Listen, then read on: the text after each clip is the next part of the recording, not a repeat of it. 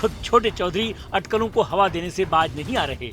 सवाल उठता है कि क्या लोकसभा चुनाव से पहले पश्चिमी यूपी में कोई बड़ा गेम करने की तैयारी में हैं जयंत चौधरी।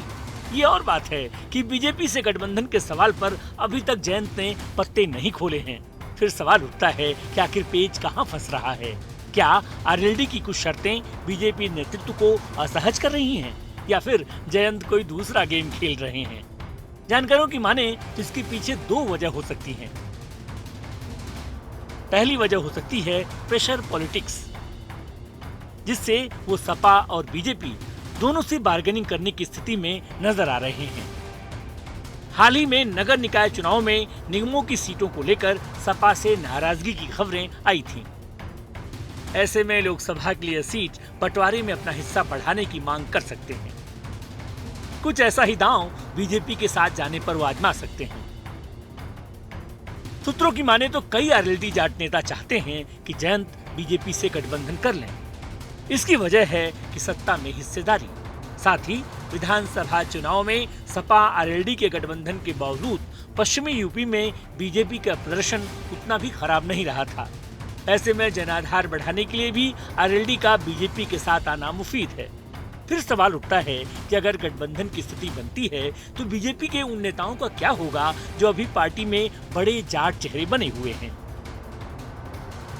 जयंत अगर बीजेपी के साथ आते हैं तो कई दिग्गजों की कुर्सी खतरे में आ जाएगी। इनमें सबसे बड़ा नाम संजीव बालियान और बागपत से सांसद सतपाल सिंह का है। ये दोनों सीटें आरएलडी का गढ़ रही हैं, जिससे जयंत कतई समझौता नहीं करेंगे। बागपत से 2019 में खुद जयंत चौधरी चुनाव लड़ चुके हैं, जबकि मुजफ्फरनगर से अजीत सिंह चुनाव लड़े थे। भविष्य को देखते हुए संजीव बालियान बिजनौर के दौरे ज्यादा कर रहे हैं, जबकि सत्यपाल सिंह का रुख अभी साफ नहीं है। इसके अलावा मथुरा और अलीगढ़ की सीटों पर भी पेच फंसना तय है। यानी आरएलडी और बीजेपी की दोस्ती दोनों के सियासी लिहाज से एक बेहतर विकल्प हो सकती है। लेकिन इसमें सबसे बड़ा पेच बीजेपी के वो जाट नेता हैं जिनके सियासी भविष्य पर इस गठबंधन का बड़ा असर पड़ेगा। वैसे आरएलडी का इतिहास देखें तो जब भी वो बीजेपी के साथ आई है तो उसे फायदा ही हुआ है। पश्चिमी यूपी की 12 सीटें जाट बाहुल्य वाली हैं। 2009 में बीजेपी के साथ गठबंधन में आरएलडी को यहाँ 6 सीटें मिली थीं। वहीं उससे पहले 2004 में आरएलडी का गठबंधन कांग्रेस के साथ था, जब उसे महज 3 सीटें ही मिल पाई थीं। बीजेपी से अलग होने के बाद 2014 और 2019 के चुनाव में आरएलडी का खाता भी नहीं खुला। इसके बाद भी मुजफ्फरनगर, बागपत, कैराना, मेरठ, बिजनौर, नगीना, अलीगढ़, बुलंदशहर, मथुरा, आगरा, संभल, अमरोहा समेत कई सीटों पर जाट समुदाय में पार्टी की अच्छी पकड़ है। राष्ट्रीय लोकदल निरंतर किसानों की, युवाओं की, महिला सुरक्षा की, व्यापारियों की व जनहित मुद्दों पर राजनीति करता है। राष्ट्रीय लोकदल ने कभी भी धर्म और जाति के नाम पर राजनीति नहीं की। जिस तरीके से भारतीय जनता पार्टी धर्म और जाति के नाम पे देश का विघटन करना चाहती है, देश की जनता को लड़ा के रखना चाहती है, राष्ट्रीय लोकदल और भारतीय जनता पार्टी का कभी भी एका नहीं हो सकता है। 23 जून को पटना में हुई विपक्षी दलों की बैठक में आदरणीय जयंत चौधरी जी विदेश में होने के कारण शामिल नहीं हुए थे। विपक्षी दलों की दूसरी होने वाली बैठक में आदरणीय जयंत चौधरी जी शामिल होंगे और आने वाला लोकसभा चुनाव विपक्षी दलों के साथ मिल के लड़ेंगे और भारतीय जनता पार्टी को हराने का काम करेंगे। जहां तक भारतीय जनता पार्टी में विपक्षी दलों के नेताओं के शामिल होने का सवाल है, आज पूरे देश में भारतीय जनता पार्टी के बाहर से आए हुए लोग मुख्यमंत्री हैं, मंत्री हैं, पदाधिकारी हैं, आज भारतीय जनता पार्टी के जो पुराने लोग हैं वो कहीं खो गए हैं। कहना गलत ना होगा कि अगर जयंत चौधरी बीजेपी के साथ आते हैं तो सियासत की खीर उन्हें खाने का मौका जरूर मिलेगा, जिसका कुछ दिन पहले वो जिक्र कर चुके हैं। लेकिन इससे उलट बीजेपी के कई जाट नेताओं के लिए सियासी तौर पर एक गठबंधन भारी भी पड़ सकता है, जो अब तक जाटों के नुमाइंदे के रूप में बीजेपी की सरकार और संगठन में लंबे वक्त से धमक के साथ बैठे हैं। Bureau report, news 1 India. तो रिपोर्ट आपने देखी और इसीलिए हम पूछ रहे हैं कि क्या छोटे चौधरी कोई बड़ा गेम करने जा रहे हैं। चलिए चर्चा की शुरुआत करते हैं। सबसे पहले आपको मेहमानों से रूबरू कराती हूँ। राघवेंद्र सिंह प्रवक्ता बीजेपी से हमारे साथ जुड़ गए हैं। अशोक यादव प्रवक्ता समाजवादी पार्टी से हमारे साथ जुड़ गए हैं। रोहित अग्रवाल प्रवक्ता आरएलडी से हमारे साथ जुड़ गए हैं। आलोक द्विवेदी पॉलिटिकल एक्सपर्ट हमारे साथ जुड़ गए हैं। आप सभी का बहुत शुक्रिया खास हमारे साथ चर्चा में शामिल होने के लिए। और शुरुआत राघवेंद्र जी के साथ।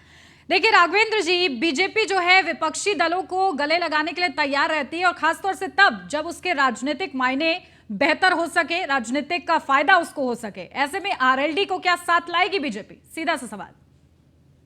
देखिए, हमारा हर उस पार्टी का स्वागत है जो हमारी विचारधारा के साथ रहना चाहता है। हम हर उस सोच के साथ हैं जो भारतीय जनता पार्टी के सोच के साथ रहना चाहता है। आरएलडी एक पश्चिमी उत्तर प्रदेश में प्रभावी राजनीतिक दल है। उनका जाट क्षेत्र में ठीक ठाक प्रभाव है और जो जयंत चौधरी जी एक भले इंसान भी हैं, हमारे साथ वो रह भी चुके हैं। निश्चित रूप से अगर पश्चिमी उत्तर प्रदेश में समझौता होता है, भारतीय जनता पार्टी को भी उसका लाभ होगा और कहीं ना कहीं जयंत चौधरी को भी उसका लाभ होगा।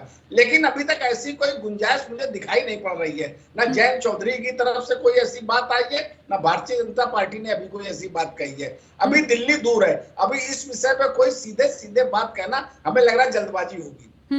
बिल्कुल ठीक है, यानी कि विचार विमर्श के लिए समय चाहिए लेकिन पूरी तरह से ना भी नहीं है।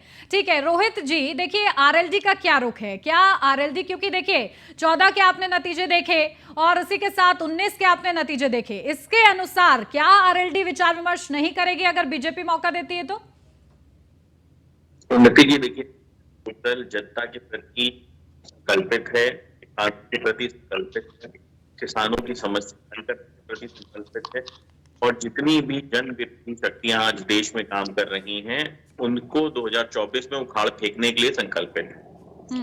देखिए भारतीय जनता पार्टी जानती है कि 2022 के चुनाव में उसके लिए अगर कोई मुसीबत था तो वो राष्ट्रीय लोकदल था। जिस तरीके से पश्चिम उत्तर प्रदेश से एक बयार बनी थी जो पूरे उत्तर प्रदेश के अंदर फैली थी और कहीं ना कहीं समाजवादी पार्टी और राष्ट्रीय लोकदल का रोहित जी, लेकिन देखिए 2022 में आप लोग गठबंधन में थे लेकिन फिर भी बीजेपी का प्रदर्शन उतना खराब नहीं था।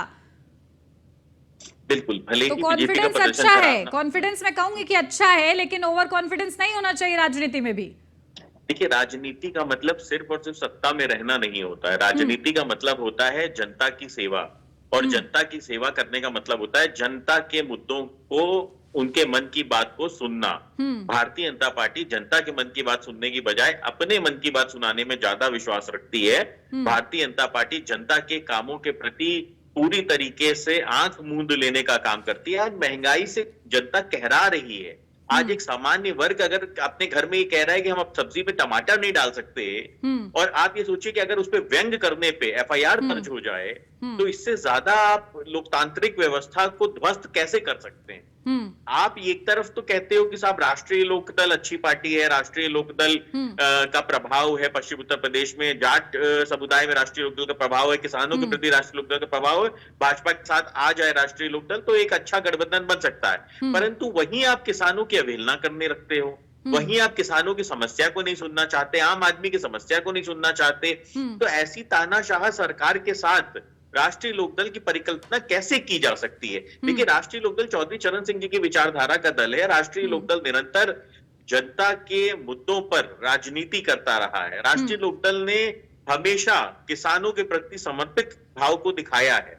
परंतु आज जो सरकार है वो कहीं ना कहीं अपने मुख्य जो एक मुद्दा होता है सरकार पूरी तरीके से आरएलडी की तरफ से ना है, अगर गठबंधन के लिए हाथ आगे भी बढ़ाया जाता है तो हमारी कोई बातचीत ही नहीं चल रही है। तो हाँ ना तो तब होती है जब किसी के साथ बातचीत चल रही हो, किसी के साथ संपर्क में बिल्कुल, लेकिन देखिए राजनीति में आप लोग रहते हैं और ये बात से इनकार नहीं किया जा सकता कि चाहे कुछ भी हो जाए राजनीति में, यहाँ तो परिवार ही अलग हो जाते हैं और दूसरे के साथ चले जाते हैं। तो फिर आप ये कैसे एक्सपेक्ट कर सकते हो, मान के चल सकते हैं कि आगे कुछ नहीं होगा? भले ही विचारधारा को भी कॉम्प्रोमाइज होते हुए काफी बार देखा गया है। इससे पहले भी आप लोग बीजेपी के साथ काफी बार आए हैं और उस समय के आंकड़े देख लीजिए और उसके बाद जब आप अन्य पार्टियों के साथ आए हैं, खुद ही आप वो कर सकते हैं कंपेयर।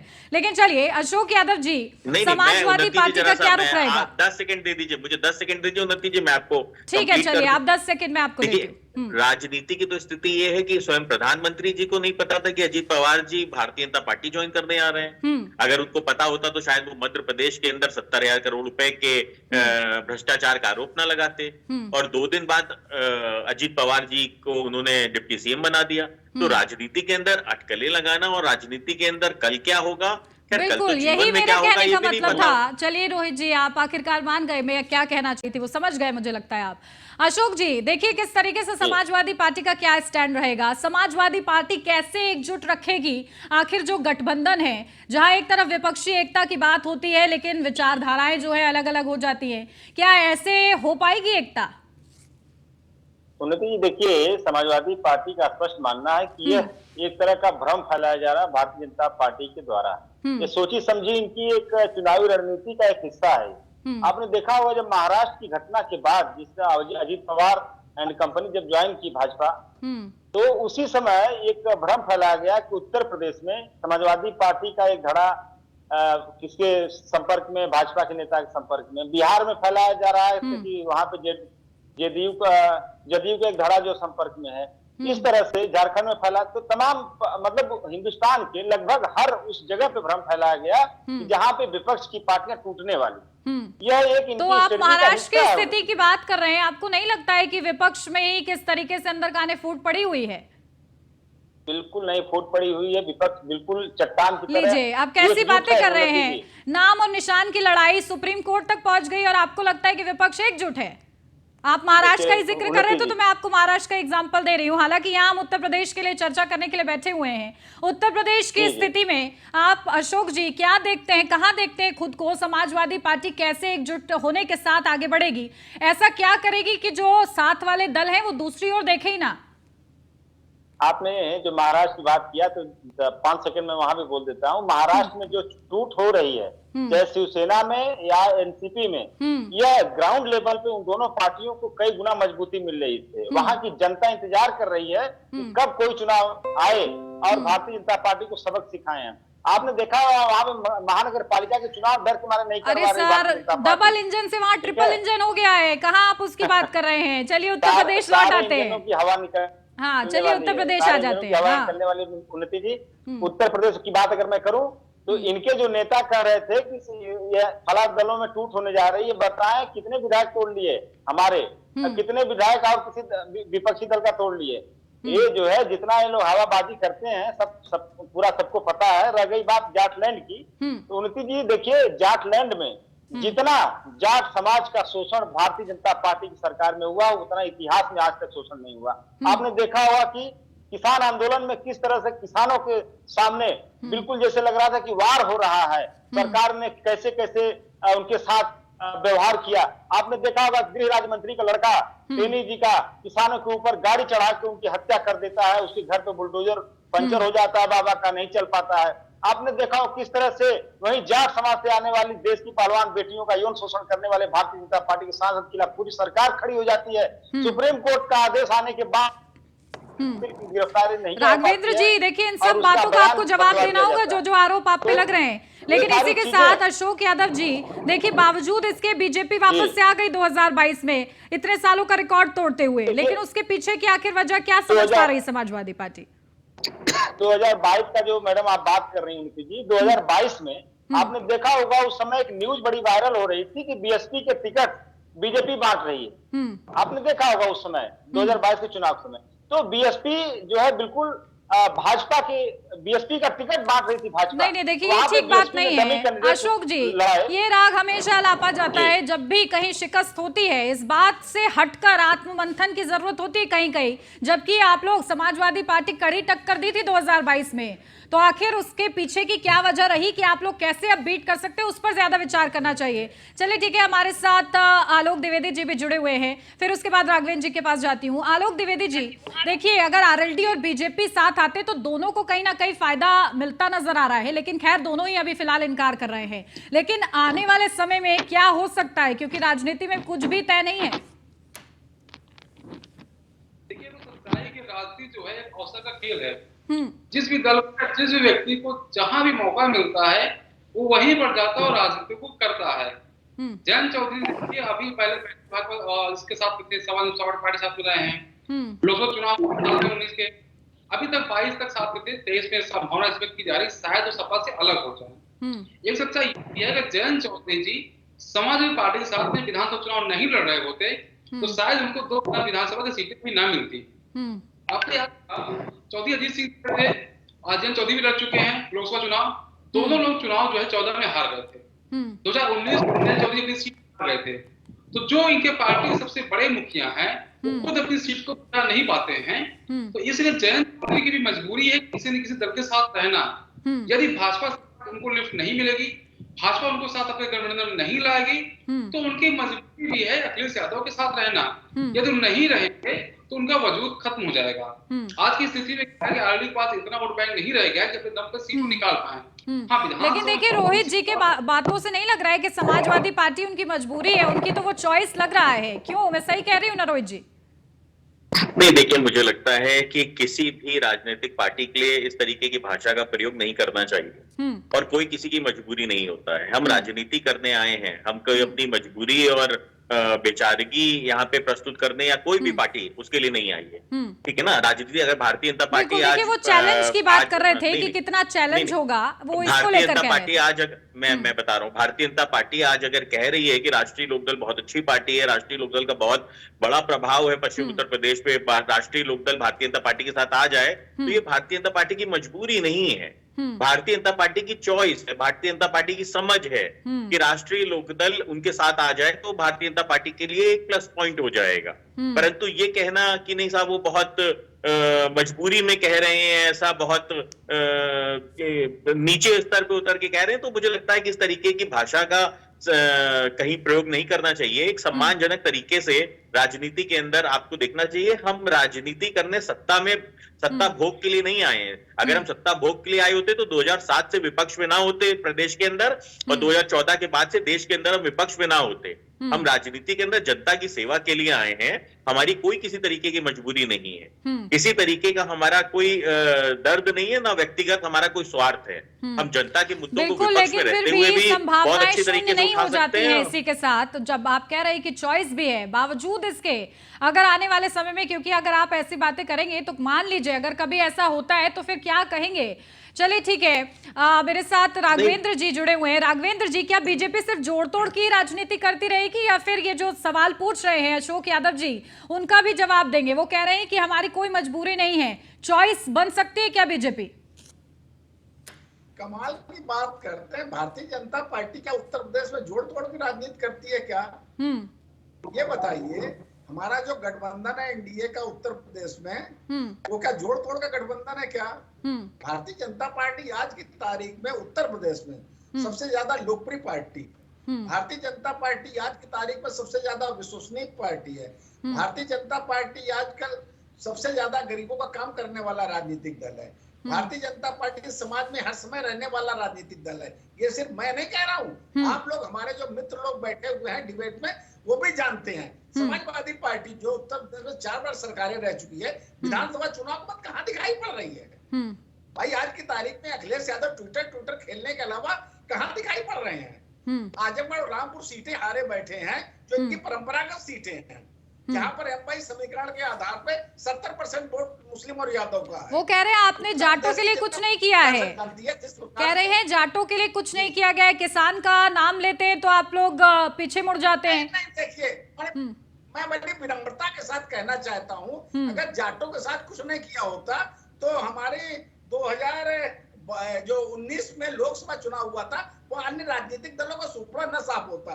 भारतीय जनता पार्टी हर क्षेत्र में काम करती है, हर वर्ग में काम करती है। जाटों में भी भारतीय जनता पार्टी नंबर 1 पे लोकप्रिय पार्टी है। हाँ, मैंने आरएलडी के लिए कहा, उस क्षेत्र में एक सीमित क्षेत्र में काम करती है। जयंत चौधरी जी, चौधरी चरण सिंह जी वहाँ के लोकप्रिय नेता है, इसे मैं कहने में कोई भी गुरेज नहीं है। वो बेहतर, मतलब जो अच्छा उन्होंने काम किया है, उनका एक मत प्रतिशत है वहाँ। भारतीय जनता पार्टी के साथ जयंत जी आते, निश्चित रूप से उनका भी लाभ होगा, भारतीय जनता पार्टी का भी लाभ होगा। जयंत चौधरी जी को समाजवादी पार्टी के साथ रहकर क्या हुआ? समाजवादी पार्टी के पाप हो रहे हैं आरएलडी, समाजवादी पार्टी क्या लोकप्रिय पार्टी है आज की तारीख में? 2 लोकसभा सीट वाला राजनीतिक दल जो कि इस समय उत्तर प्रदेश में 4 बार सरकार बना चुका, आज की तारीख में अखिलेश यादव है कहाँ? राजभर जी ने जब उनको ज्ञान देने का काम किया, अखिलेश यादव जी ट्विटर खेलने से काम नहीं चलता है। अशोक यादव जी जवाब दीजिए, ट्विटर सिर्फ खेल रहे हैं क्या आप लोग? ऐसा उन्नति जी, हमारे मित्र राघवेंद्र जी को जब ये बोल रहे थे कि सबसे ज्यादा विश्वसनीयता भारतीय जनता पार्टी की है, तो उसमें मैं जोड़ दे रहा हूँ, अविश्वसनीयता। आपने देखा होगा कि भारतीय जनता पार्टी की जैसी सरकार है जिसने 9 साल में अपना किया हुआ एक भी वादा नहीं पूरा किया। राघवेंद्र जी से मैं निवेदन से पूछना चाहता हूँ कि मोदी जी के कोई जो बड़ी बड़ी बातें करती थी, एक कोई वादा बता दीजिए उन्होंने पूरा किया, एक वादा। दूसरी बात, इन्होंने कहा गरीबों की लीजिए, चलिए अभी पूछ लेते हैं राघवेंद्र जी, चलिए एक वादा बता दीजिए जो मोदी जी ने पूरा किया हुआ, सीधा वो पूछ रहे हैं। भाई कमाल की बात कर रहे हैं, देश 7वीं अर्थव्यवस्था से 5वीं अर्थव्यवस्था हो गया है। नरेंद्र मोदी ने जो वादा किया वो पूरा नहीं किया है। देश की चारों तरफ एक वादा बता दीजिए सर, एक वादा। राघवेंद्र जी एक वादा बता दीजिए आप जल्दी से उनको। देश सुरक्षा का वादा पूरा नहीं किया। उत्तर प्रदेश नहीं बता पाएंगे, जब किया ही नहीं तो बताएंगे क्या? ये लोग खाली हवाबाजी करते हैं और जो दूसरे के ऊपर आरोप लगाते हैं। गरीबों को सुन तो लीजिए, अशोक यादव जी उनको बोलने तो दीजिए, बता रहे वो। नरेंद्र मोदी जी ने अपना वादा पूरा, वादा क्या होता है? आप लोगों ने क्या किया है? मेरे पास तो 2000 का जो किसान सम्मान निधि वो मिल रहा है, गरीबों को जो है आपके जो राशन उपलब्ध हो रहा है, बड़े पैमाने पर वैक्सीनेशन हुआ। मेरे पास तो एक सैकड़ों चीजें हैं, ऐसे नहीं। इतना सब काफी नहीं है क्या अशोक जी? जल्दी से मैडम, एक वादा उन्होंने बताया क्या? एक वादा उन्होंने खाली घुमा फिरा की इधर की बातें करते रहे, वादा नहीं बताया उन्होंने। महंगाई कम करेंगे, बेरोजगारी कम करेंगे, किसानों की आय दोगुनी करेंगे। जनमत ही होता है वो लोकतंत्र की पहचान। सबसे ज्यादा विश्वसनीय पार्टी भारतीय जनता पार्टी है। उत्तर प्रदेश से दोबारा पूर्ण बहुमत के साथ चुन करके आई हुई पार्टी है। केंद्र में दोबारा। लेकिन आपने राघवेंद्र जी एक वादा आप उनको बता देते तो अशोक यादव जी ऐसे ही चुप हो जाते, आपको इतनी बड़ी लिस्ट बतानी ही नहीं पड़ती। आप एक वादा बता दीजिए, ऐसा नहीं है कि बीजेपी ने वादे पूरे ही नहीं किए। मैं तो वादे बताता हूँ। ठीक है, जल्दी से।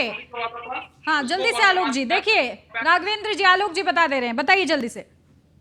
और धारा 370-35 जम्मू कश्मीर से हटा दिया है, तो भाजपा के जो 2 बड़े वादे थे वो भाजपा ने पूरा कर दिया है। दूसरा जो है भाजपा जो है यूनिफॉर्म सिविल कोड भी लागू करने वाली। अशोक यादव जी बता दिए आलोक जी ने। भाजपा हमेशा रहती रही है और भाजपा ने पूरे किया। जी आपका सवाल।